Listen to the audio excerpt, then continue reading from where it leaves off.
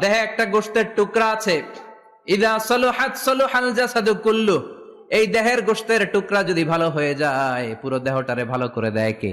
আল্লাহ। এই দেহের গোশতের টুকরাটা যদি পচে যায়, পুরো দেহটারে নষ্ট করে দেয় কে? আল্লাহ। বিশ্ব নবী বললেন, আলা ওয়াহিয়াল কলব, ওই টুকরাটার নাম হলো কলব। টুকরাটার নাম কি?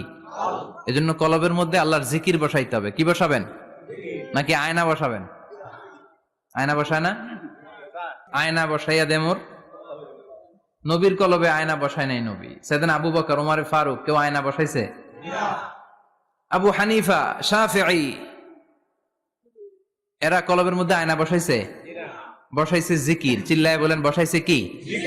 এজন্য আল্লাহ বললেন, আলা বিযিক্রিল্লাহি তাতমাইন্নুল কুলুব। দুনিয়ার কোন জিনিস দিয়ে কলব ঠান্ডা হয় না, দুনিয়ার কোন জিনিস দিয়ে কলব পরিচ্ছন্ন হয় না। কলব শুধু পরিচ্ছন্ন হয় একটা জিনিস দিয়ে, লা